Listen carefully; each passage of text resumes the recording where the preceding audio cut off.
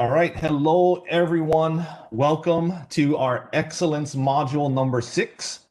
Today we're talking about digital learning, some effective online teaching practices. My name is Charles Souza. I will be facilitating the majority of this meeting. Part of this module, helping people that help to create this module and that will be here monitoring the chat and helping to facilitate is Cody Kikuta, Miki Kamimura, and Terry Hoke. So thank you guys for helping to create this module.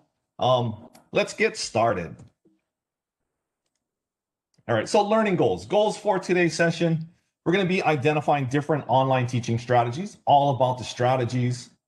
Distinguish between passive and participatory teaching methods. And then finally, at the end, we'll observe possible ways to incorporate technology at different levels of the SAMR model. SAMR, substitution, augmentation, modification, and redefinition. We'll get to those. That embeds participatory teaching methods. So really trying to get to these participatory teaching methods. All right, some things to consider. We got a few quotes, a few things up here for us as we're going through this session. Why do we want to integrate technology? How will it improve learning for our kids? And what criteria will determine if we are successful? Right, we're looking at teaching practices, what we're doing, looking at the pedagogy. And so when you see from Fullen, it says pedagogy is the driver, technology is the accelerator. We've been using this one. I've been hearing this one quite a bit, focus around the pedagogy. What are we doing? How are we doing it? There's this guy I heard of, Charles Souza, back in 2 weeks ago. He made this quote that as we were planning these sessions, we were talking, it says, when we are teaching, when we are trying to think, oh, what technology, I want to use this app. We hear about all these different apps. I said, no, think of what you want to do with the students, then go find the technology that'll help you do that, right? So today we're going to share a couple of different apps. We may be using different things. It is not about the apps that we use. It's not like, oh, this is a great app, you got to go use this. It's think about what you want to do and then go find the right tool to use that, to do it with. And then the last one, if we don't get our pedagogy right first, all technology will do is speed up the rate of failure. So all that, things to consider thinking about pedagogy. What are we doing? And then how are we doing it? And why are we doing those things? Through this session and through all of my sessions, and anytime I'm working with kids, I'm thinking, how do I help develop 21st century skills, these employability skills? We should always be thinking about these. Critical thinking, problem solving, communication. We talk about these all the time, but are we aware of our lessons? When we are planning our lessons, are we thinking, how do I get more collaboration? How do I get our kids to be more creative? So one of the communication, right now I'm talking to you guys. This is a one-way communication. I want to use some of the tools. Now we're in a distance learning. We're using WebEx, and on your WebEx screen, you guys have on the bottom of your page, there's a little emoji. I don't know if you guys knew this. There's a new emoji tool on the WebEx platform. So if you guys are following me, if you guys are hearing what I'm saying, go ahead and give me a thumbs up using your emoji screen. Oh, you guys are quick. Very good. So that's fun, right? As a tool, I use the emojis. I can always kind of check in with my kids, check in with my participants to make sure that they're not checking their email, that they're not doing some other things on the side. So hopefully we'll keep you guys engaged, and I'll be doing some checks along the way to make sure that you guys are following on. So it's a strategy in an online environment to make sure that people are paying attention. The last one on the list here, perseverance. I like to share this one, especially with kids. Actually more with adults than kids. Kids are actually pretty good, but perseverance, right? A lot of times when we're using technology in particular is when I'm using the technology, then people are like, oh, this is so different. It's something that I'm not used to doing, and they give up. And with our students, we're going to be asking them to do a lot of things. They're constantly learning a lot of new things as well. And so when they're learning new things, they may not persevere. And so today I may be asking you, or I will be asking you guys to participate in some activities. Don't give up. persevere, try your best, and just know that for whatever we do, trying your best is all we're asking. We're going to learn. Even if we're making mistakes, we're going to learn from that. All right. So one of the strategies, one of the things that we want to do is do a collaborative note-taking document. So Mickey just put the link in the chat box. So here is a document that you guys should all have editing rights to. We have it open so that you guys can all edit this document. And throughout this session today, what I would like is for all of you guys to collaboratively take some notes together. So a lot of times, or most of the time, when we have our students taking notes in class, or when we have them taking notes on anything, or even for us as adults, most of the time we're taking notes on our own, right? And it's individual notes. I love collaborative note documents.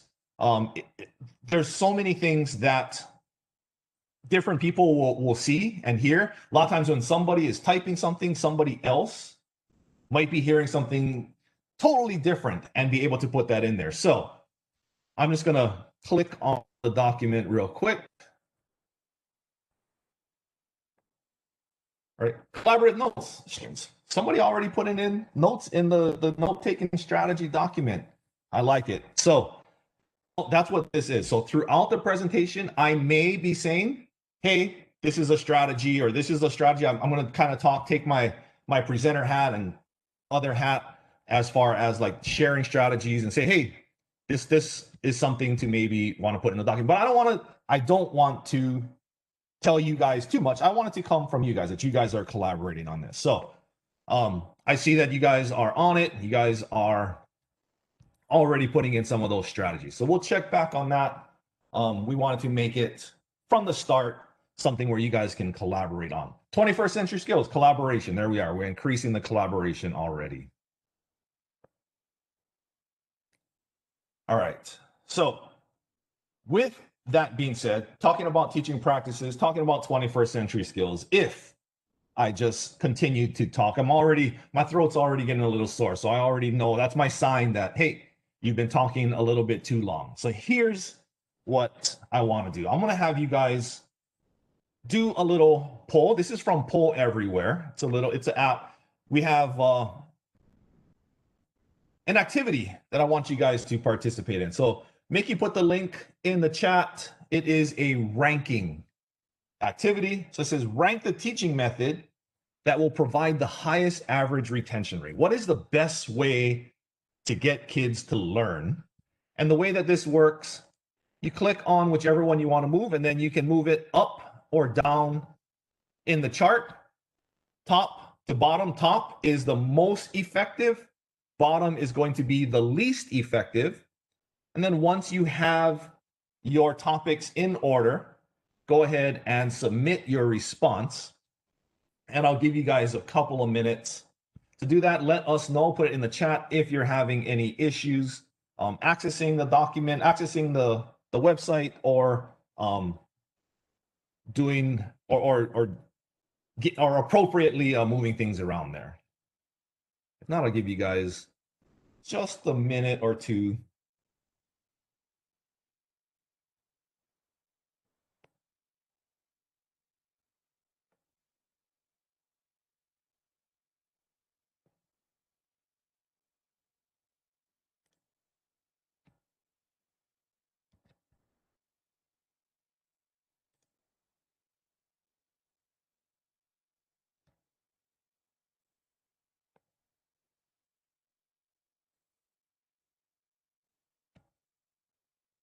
As you guys are moving things around, I'm seeing the results coming in real time. Things are moving around here.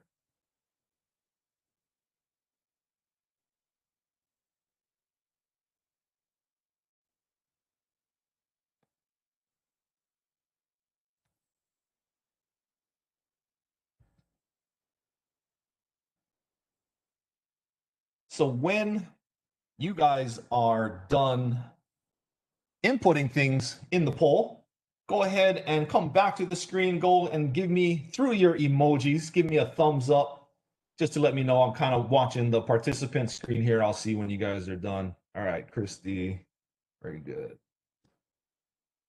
See the thumbs coming in.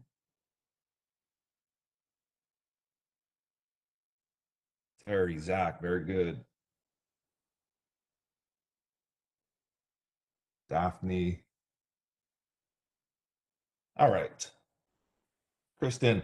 All right. So Jen's in. Okay. I think that's just about everyone. If you're not done, you can go back and still finish it. But on the next slide, I did already pull up the results there.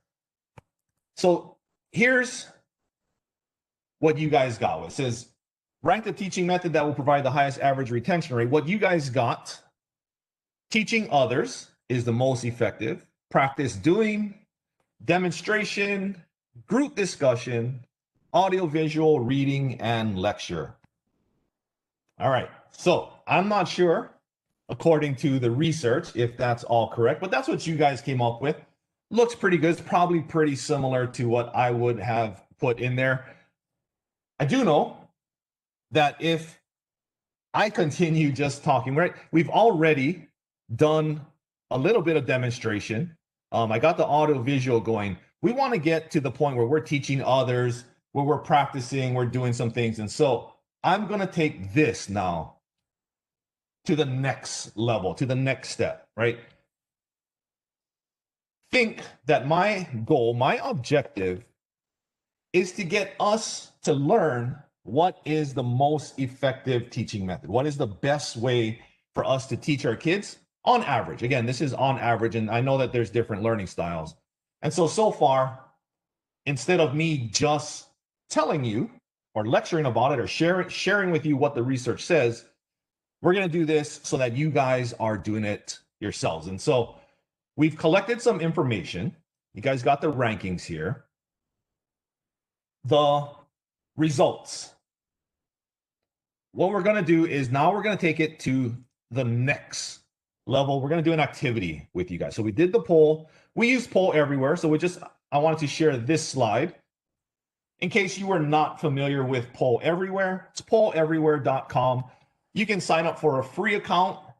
You can upgrade to an education account, totally free, unlimited polls that you can send out. And up to 40 people with the education account, up to 40 people can respond to each of your polls. And so that was a tool that we use. Great way to collect information and then also to now share information. So I have the results. We just shared that. Here's the activity that we're going to be doing today. So we're going to randomly split you guys up into 3 different groups. First thing you're going to do, come up with a name for your group.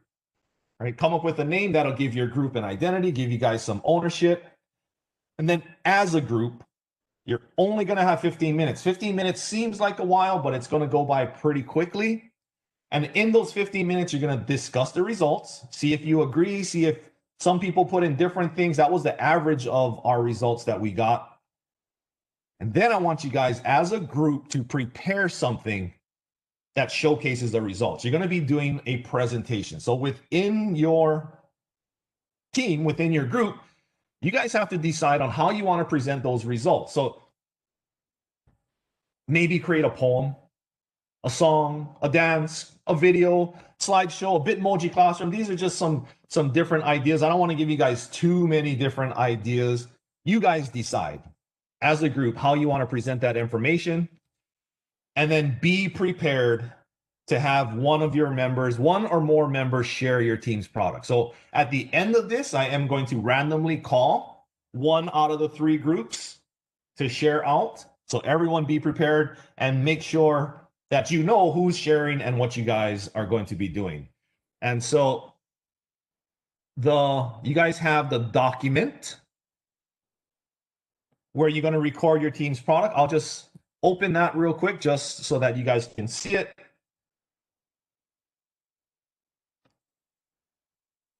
Right, so this is the collection document. So whatever you're doing, if it's a video, link it here. If it's an infographic, put it in here. If it's a poem, you can put it in here. This is just to record what your group is doing. 3 groups. 1 group is going to stay in the main room of our WebEx it'll be in the main WebEx room. You guys are going to be team number 1. There's going to be 2 breakout rooms. And so team 2, you guys will have a breakout room. Team 3, you guys will have a breakout room. And then also make sure that we put the results from the poll in the chat as well. So make sure that people have access to the results from the poll. All right, I'm going to pause and see what questions do you have.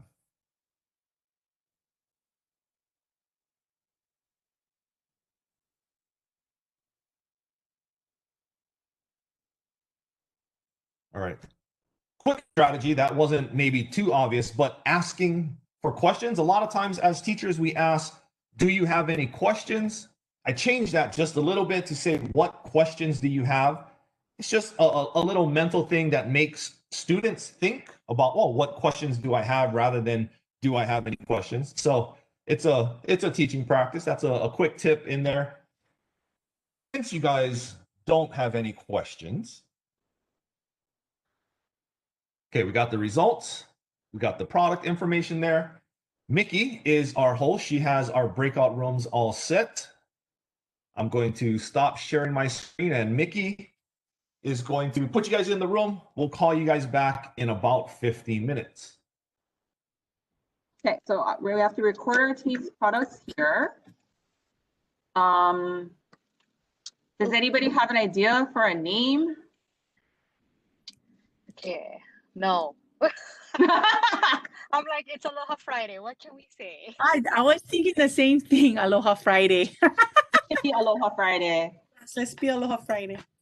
Okay.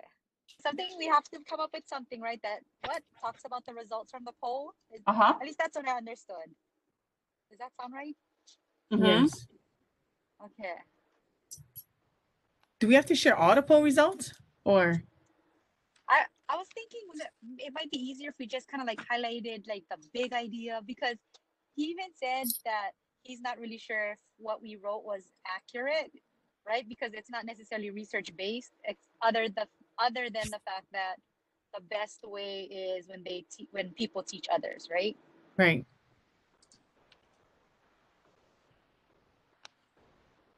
Maybe it should just be like, okay, what if, too bad we can't just find like a TikTok video and just show that. You know, something about like, you know, like not talk, because the bottom line is the more talking the teacher does, right, the less effective it is for the learner. So, you know, something along That's a good those idea. lines.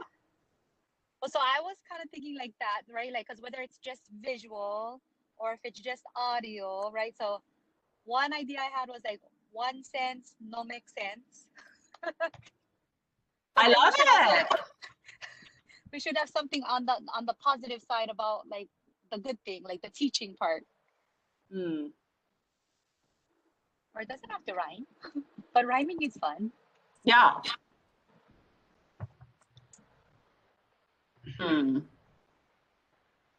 Or it doesn't have to rhyme with teach. It could rhyme with whatever word comes after teach. Like if they teach it, I don't know. If they teach it, they will keep it. I don't know.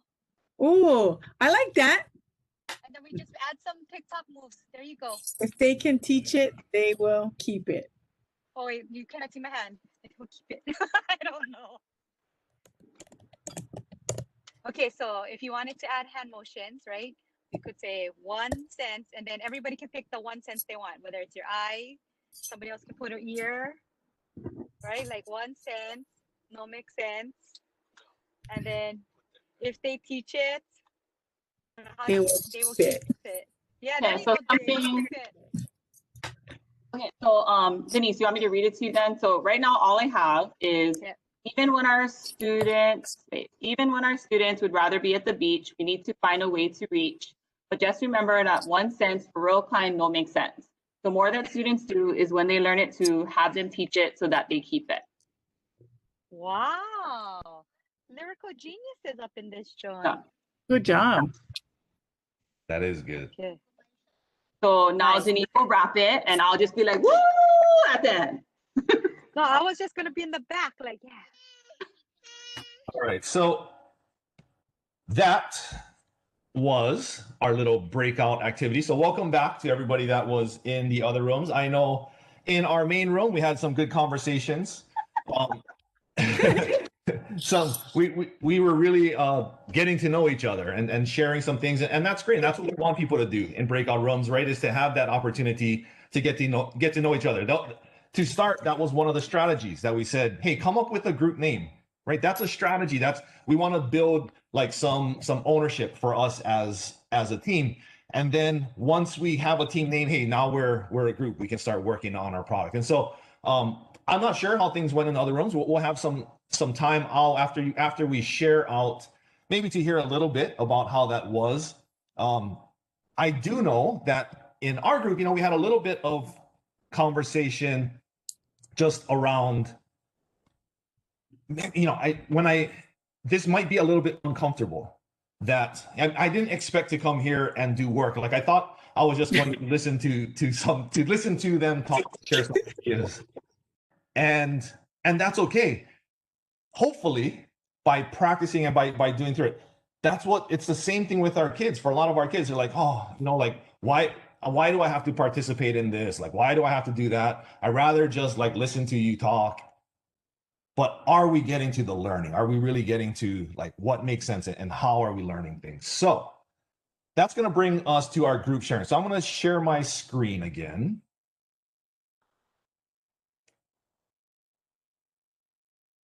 All right. And I said that we would randomly call a group. So this is also a strategy, right? In the random calling of groups. So everybody get prepared. Be prepared to share out. A lot of times when we do activities like this, we will just ask for volunteers. It's like, okay, you guys all worked on it. What group wants to share out first? And when we do it that way, it's usually the top achievers or the group that was super successful. Then, okay, they're going to share. When we do it this way and we say we're going to randomly choose, everybody gets prepared. Now, I also want to make it safe. So we don't want to just say, I'm going to call one person. Say, as a group, you guys can work together, decide who's going to share, decide what's going to be shared and how you guys want to share it. That's also a strategy. You want to build that up with your kids. Not everybody is comfortable coming and standing in the front of the class or being on the screen or sharing out. And so we want to build that, right? And keep it safe for our students. So I have a random name picker. This is from classtools.net. And they have a random name picker. I put in team 1, team 2, 3.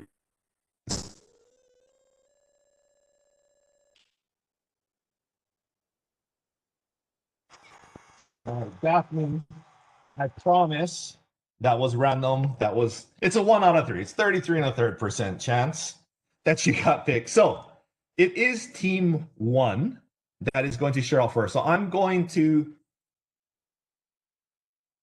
go into a presentation. Let's see.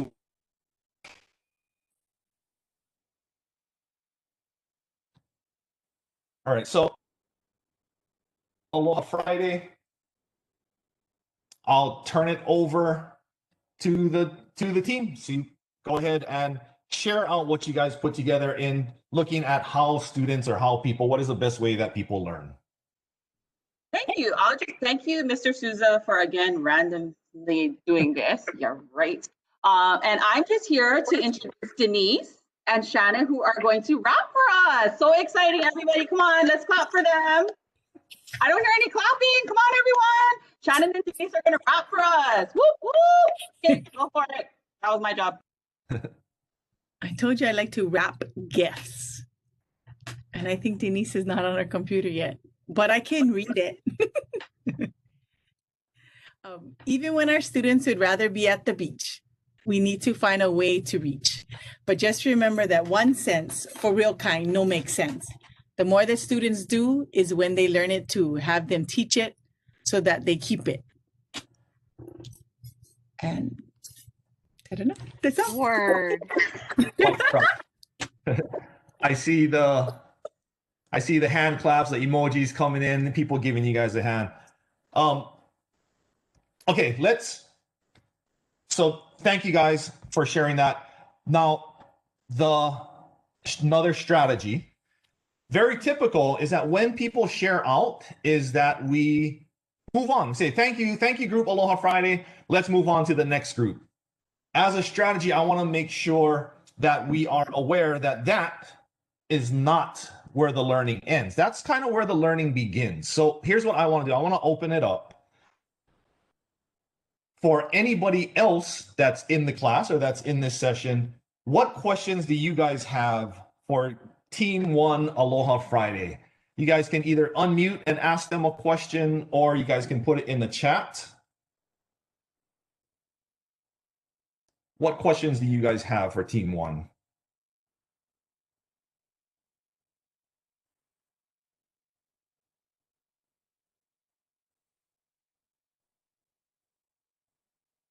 All right. Now, within the class, this is a strategy. This is a skill that we are building. For this type of presentation, there might not be too many questions. It doesn't prompt for a lot of questions, but I'll ask a quick question. Is just within the group, how did you guys decide on putting together a poem? Yeah, so Jessica asked a similar question, right? How did you come up with the beat? It was a great rap. How did you guys come up with the idea of a poem, I guess, or a rap? Okay, to be completely honest, in the beginning, we were just talking about random stuff. And then after a while, I was like, Shannon, I think at least 5 minutes has gone by. We don't have that much time. Just look up a TikTok. That's honestly how it started. Yeah.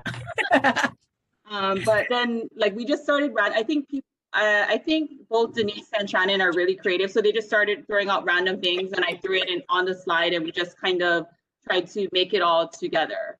Because I think the three of us, have kind of similar personalities just from, like 5 minutes of being together. And then it like once one thing was on the slide, right? Like, and that's how it goes. Once you have something and then it all just like waterfalls from there.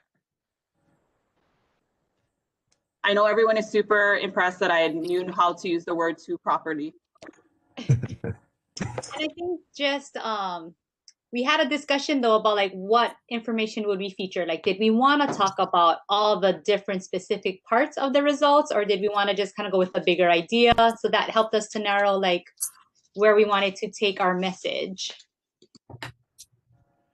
Yeah, thanks for adding that, because that's what I heard, right? That in the conversation, it was, instead of like putting up the graph and putting everything on there, let's just share the sort of the big idea of what it was. Ending this with have them teach it so that they keep it really shows what was on the graph, right? A big part, and the different teaching methods, the more they do. So thank you guys for sharing that. Cody says appreciate the sharing. Yes, that was awesome. Now, next strategy, and in a classroom group of like 6-7 groups, I would probably randomly call a couple. With only 3 groups, randomly calling one. Here's what I do want to share is, for team 2 or team 3, I'll ask now. So normally at the end of all the random picks, then we open it up, because there's going to be groups that put something together that they just want to share. They want to make sure that other people see what they put together. And so we do some random calling, and then a strategy is to open it up to anybody that wants to share. So I'm going to, I just stopped sharing my screen. I'm going to open it up to anybody that wants to share. So team 2 or team 3, can we does anyone from team 2 or team 3 want to share?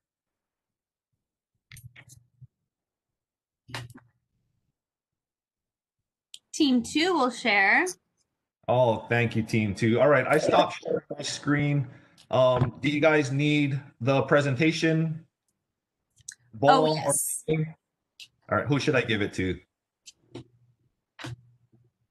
Oh, mine's open on a different computer. Christy, can you open it? I think we could show it to them, and I like what we're doing, right? Our Okay. magic, and then they can just look at the slides later for reference. Okay, that works. All right, so we made gestures to go with each of the things, teaching strategies. And we're starting from the bottom up. Okay, are we ready? Okay, lecture, we're going to point our finger. Reading, we are going to open our hands and read a book. Audio visual, going to either show ears or eyes. Group discussion, talking with our hands. Demonstration, we're going to be Vanna White. Practice doing, we're going to be hammering in something, building that knowledge. And teaching others, we're pointing to our brain because that's how we become knowledge retainers, which is our group name.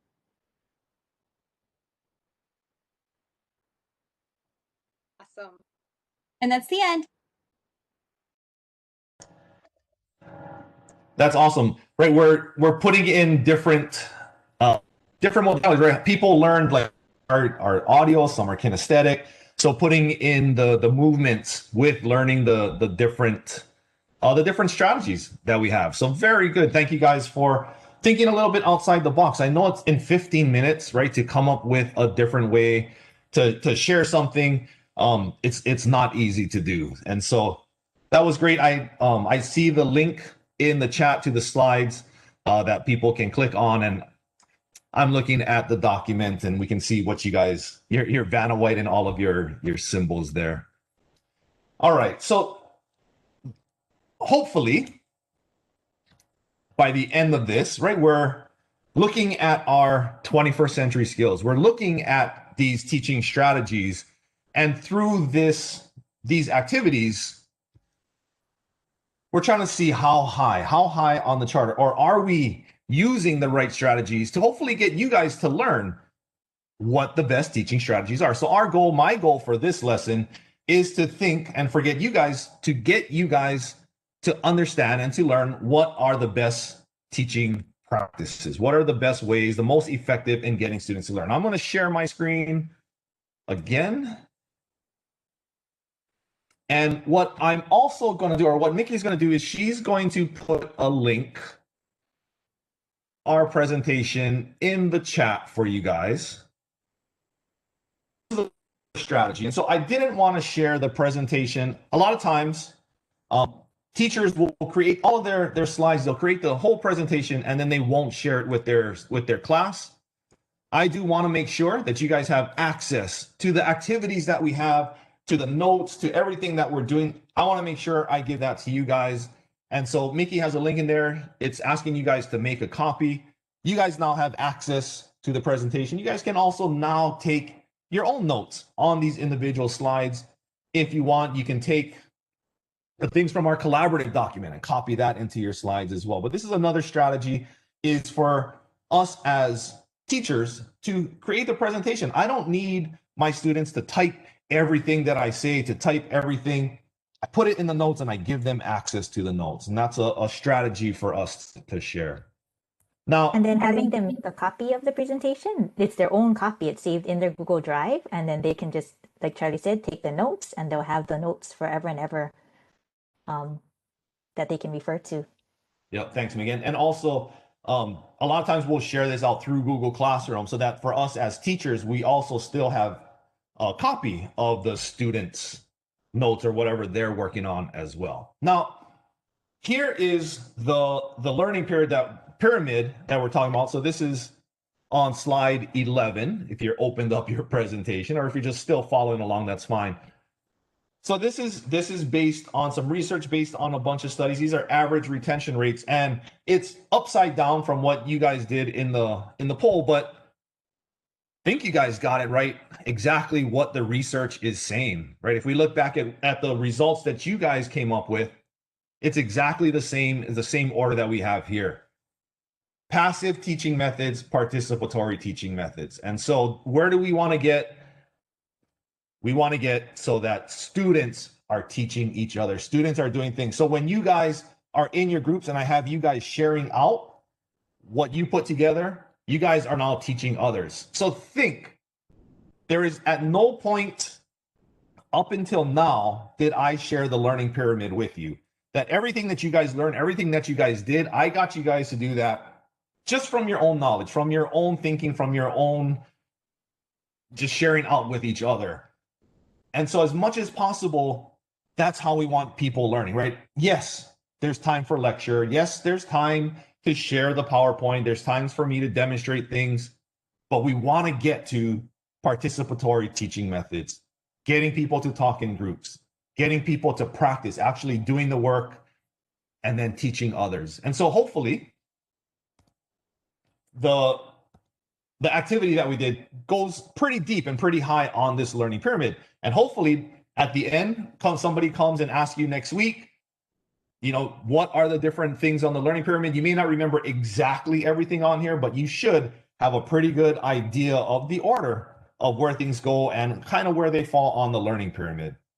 Now, we also talked in the objectives earlier on touching on this SAM-R model. So we're talking a little bit about technology integration, using technology. And so the learning pyramid is not technology, it's just teaching practices. How do people learn?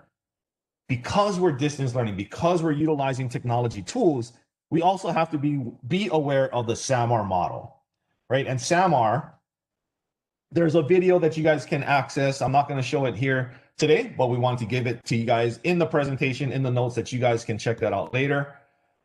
But looking at substitution, augmentation, modification, and redefinition, again, there's two different levels: enhancement and transformation. We want to get as high as possible on the SAM-R model. I'm going to give you guys one quick example.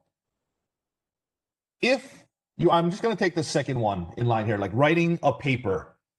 If I have my students use technology to write a paper and they're not using any of the tools, they're just typing, I could have just done that on a typewriter, or I'm just using the word processor without the tools. It's substitution. It can be augmentation if I start using spell check, inserting photos into there, and maybe collaborate on it.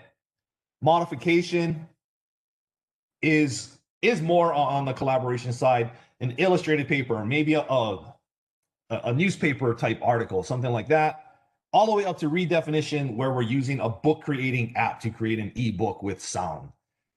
That's just an example. Again, me talking about the SAM-R model is not going to get you guys to learn it. It's here. We are only at the audio visual part when I'm talking about this. So we're going to do an activity. I want to get you guys involved. So we're going to take this to the next level. So I want you guys to think, where on the SAM-R model do you think the activity that we just did with the learning pyramid, where do you think that activity fell in the SAM-R model? So in this waterfall activity, in the chat, you're going to type in where you think the activity fell.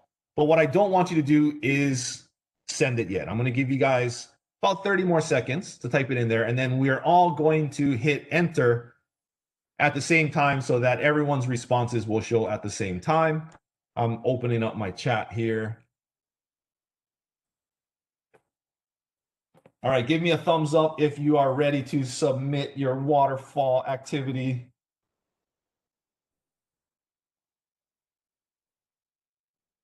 All right, we see. Thank you. Denise, Jen, you guys ready?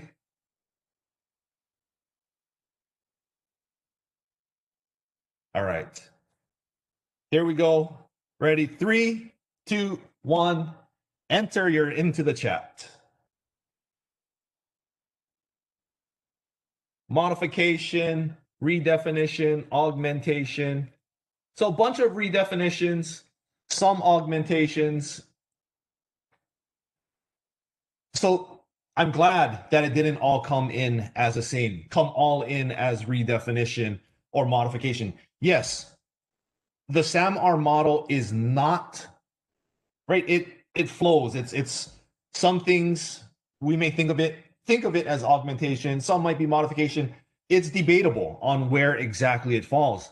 The point is we want to try and move it up as high as possible, but only if it makes sense, right? There is a place for substitution. there's a place for augmentation, and there's a place for all of these. And so again, think about what you want to do, then think about what technology is going to help to get you there. So thank you guys for doing the waterfall activity. That's also a strategy, right? In that you're not looking at somebody's answer before you put in your answer and have that affect or influence your answer. So for your students, this is a good way to get voice from everyone, and then it's also their own voice, and we're not having to be influenced by what other people say. All right, so for the activity today, next steps on your own, think of a lesson that you do with your students, and then just see if you can increase the level of engagement. Might be just the employability skills. How do I increase the collaboration? How do I get more student leadership? Maybe through the learning pyramid, the teaching practices. How do you engage how do you get kids to start teaching to each other? How do you get them to be more working in groups? Or on the SAMR model, how do I increase the level through the SAMR model? So we have a link to the lessons in the presentation. And then we also have the results here. So this is going to go out to the entire field, right? So a lot of people in the department is going to be watching our webinar here. And hopefully we'll be able to collect a whole bunch of different activities. So it's a repository of sorts. I hope that you guys can try something, right? This is what I started with. This is what I ended up with. Share your lessons. It's a very generic form, easy form. Submit what you guys have, whether it's a link or a file. And then we also have access to the results. So check back, bookmark it, save that in your drive, and then check back on those results. Let's see what we can collect. But that's on your own, just some next steps for you guys to think about. This is part of our excellence modules. It will be posted on our continuity of learning website. There's a bit.ly, my HIDOE opportunities. That's where this will all be found. We'll be sending out communications to let everybody know as well. And if you guys have any questions, what questions do you have? Again, if whatever questions come about this presentation, you can contact us. Again, my name is Charles Souza, Cody Kikuta, Mickey Kamimura, Terry Hoke, all of us from the digital design team at the Office of Curriculum and Instructional Design. So this is going to conclude our excellence module for today. Thank you guys so much for participating. I hope you learned. I hope you enjoyed it. I enjoyed the conversations. I enjoyed seeing your products, seeing everything that you guys created. So that'll do it. Enjoy. Thank you guys.